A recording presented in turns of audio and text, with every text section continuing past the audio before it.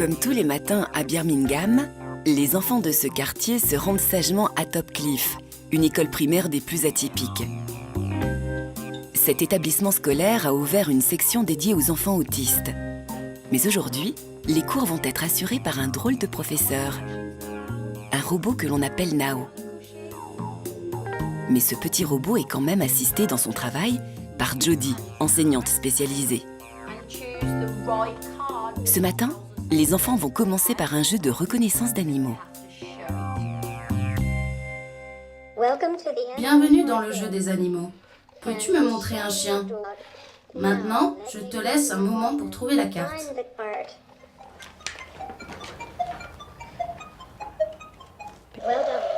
C'est bien, tu as bien écouté.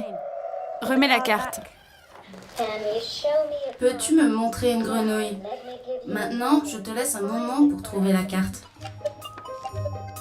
L'autisme est un trouble du développement qui apparaît avant l'âge de 3 ans et qui persiste à l'âge adulte. Les enfants peuvent avoir des difficultés dans leur relation avec les autres. Ils ont également parfois du mal avec le langage parlé ou corporel. Afin d'intégrer un cursus classique, ces enfants doivent recevoir un apprentissage adapté. Les enfants de cette classe ont des difficultés d'écoute. Le jeu avec le robot ne donne qu'une instruction, et le fait qu'il la répète une fois permet aux enfants de se concentrer afin d'exécuter ce que dit le robot. Ce jeu est efficace pour développer la capacité d'écoute. Ce robot est programmable. Les enseignants peuvent cibler des jeux en fonction des points à améliorer chez leurs élèves. Ajouté à un enseignement adapté, Nao peut être un véritable atout, comme le précise Yen Lo, le directeur de l'école qui expérimente Nao depuis 2 ans dans son établissement. Les enfants ont gagné en expérience dans l'utilisation de la technologie. Ça les a aidés à mieux communiquer. Quelques enfants ont même réussi à réintégrer un cursus classique, peut-être plus rapidement qu'avec un enseignement normal. Pour comprendre d'où vient l'idée d'un tel projet, direction Paris, au siège d'Aldebaran Robotics qui a créé Nao en 2005. Ce petit robot a été imaginé initialement pour aider les hommes dans leurs tâches quotidiennes. Mais très vite, il s'est révélé utile également pour apprendre la programmation informatique de manière ludique et concrète. Aujourd'hui, on compte 5000 Nao dans le monde, utilisés dans les laboratoires, les universités ou les collèges. Bonjour Olivier et tout le monde.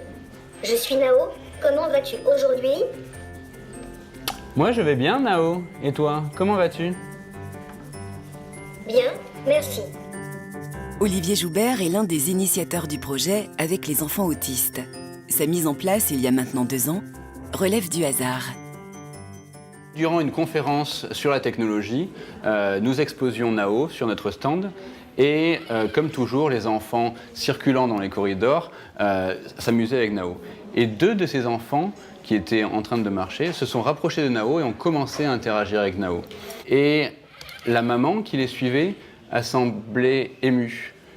Et donc la personne qui était présente à ce moment-là au stand a demandé à la maman « mais qu'est-ce qui se passe ?» Et la maman a dit « c'est la première fois que je vois un de mes enfants ici qui est autiste interagir comme ça avec un objet. » Et donc on s'est dit « ok, c'est bon, il y a quelque chose à faire. Notre vision à nous, c'est d'aider au maximum l'humanité. On peut aider ces enfants, lançons-nous dans le projet. » 4 écoles dans le monde, celle de Topcliffe et 3 autres aux États-Unis testent Nao avec les enfants autistes. Et ce qui est important dans la conception pour que les enfants interagissent au mieux, c'est le ton monotone de la voix du robot. La neutralité de Nao, lorsque l'enfant donne une réponse qui n'est pas la bonne réponse, est quelque chose de fondamental. On veut récompenser l'enfant pour une réponse positive et on veut garder un ton très neutre lorsque c'est une réponse incorrecte. Les enfants autistes interprètent mal les comportements des humains. L'apparence lisse et figée du robot, ainsi que son ton neutre et vide d'émotion, permet aux enfants d'apprendre calmement en étant rassurés. L'émotionnel chez ces enfants est en effet très difficile à gérer et pour leur apprendre à se maîtriser, Nao possède un jeu très efficace. Bienvenue dans le jeu des émotions. Sois attentif.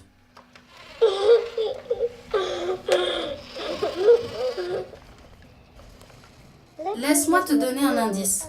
Ça peut être joie ou tristesse. Tristesse. Sad. Tristesse. Super, bien joué. Les enfants autistes ont du mal à reconnaître les émotions, mais également à les exprimer eux-mêmes. Le robot montre à quoi ressemblent les émotions et c'est bien pour eux de les visualiser. C'est ce qui va leur permettre de pouvoir les appliquer à eux-mêmes dans la vie de tous les jours. Toujours en utilisant le même principe de répétition, de renforcement positif, Nao apprendra aux enfants à mieux comprendre les émotions et ainsi à s'adapter mieux à notre monde. Le robot, c'est un ordinateur auquel on ajoute des moteurs. Les applications installées sont d'une apparente simplicité, mais derrière, ce sont des heures et des heures de programmation. Et aujourd'hui, la technologie va encore plus loin, en intégrant au robot de puissants logiciels qui lui permettent de choisir ses propres réponses. C'est le travail passionnant de Laurence de Villers, chercheur au LIMSI, un laboratoire en région parisienne qui travaille sur l'interaction homme-machine. Elle apprend à Nao à reconnaître les émotions humaines. Bon Mariette, l'article qu'on est en train d'écrire sur Nao, tu penses qu'il sera fini bientôt? J'ai reconnu une femme, c'est Laurence. J'ai reconnu l'agacement. Nao, j'en peux plus, ça suffit, tu rentres dans ton placard. J'ai reconnu une femme, c'est Mariette. J'ai reconnu la colère. Colère, agacement, peur, tristesse, Nao pourra un jour comprendre les réactions des enfants et lier avec eux encore plus de liens affectifs. Mais comment Nao fait-il pour comprendre ce qu'on exprime ? On va essayer de travailler sur les intonations, la musique dans la voix. C'est ce que c'est principalement l'objet de nos travaux. C'est-à-dire essayer de détecter dans le rythme l'énergie qu'on va trouver dans la voix ou le timbre de la voix à travers des indices acoustiques. Qu'est-ce que la personne a comme émotion? Qu'est-ce qu'elle exprime comme émotion? Un son, c'est en fait une onde acoustique qui se propage dans l'air. Afin d'étudier les sons, les chercheurs transforment cette onde en un diagramme que l'on appelle spectrogramme. Ce graphique contient toutes les informations nécessaires à l'étude de la voix. Le son émis parvient jusqu'à Nao, qui l'enregistre par le biais de micros situés dans sa tête. Nao est doté d'un logiciel capable d'extraire un spectrogramme et de l'étudier. Il en déduit des centaines d'informations, comme par exemple le volume, le rythme ou encore les hésitations. Et il les compare ensuite à des signaux d'émotion qu'il connaît déjà. Grâce à cette analyse, le robot peut s'adapter aux réactions de son interlocuteur. Si par exemple il perçoit de la tristesse chez un enfant, il pourra le réconforter. Ou au contraire, s'il perçoit de la joie, il pourra choisir de faire un jeu éducatif.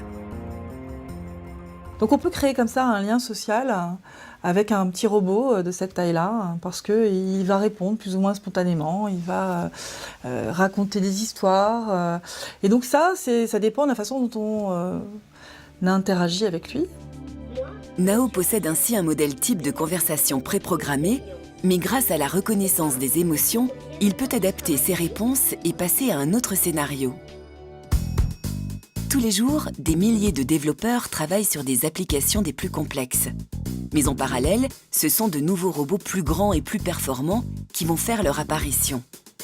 Rodolphe Gélin, directeur de la recherche, travaille en particulier sur les yeux des robots, qui à terme lui permettront de reconnaître précisément son environnement. Alors les yeux de Nao sont dans son front et dans son menton. Donc une caméra qui regarde vers le haut, une vers le bas, mais sans recouvrement, ce qui ne lui permet pas de faire la vision que nous on a, stéréoscopique, et d'estimer les distances en utilisant le recouvrement entre les deux champs de vision. Chez Roméo, les caméras sont dans les yeux et donc il arrive à faire converger son regard sur un objet, notamment pour estimer les distances. Et ça sera beaucoup plus facile pour lui de cette façon d'attraper un objet par exemple. Cependant, la robotique en est encore à ses débuts. Pour un robot, la seule tâche de tenir une bouteille reste encore difficile.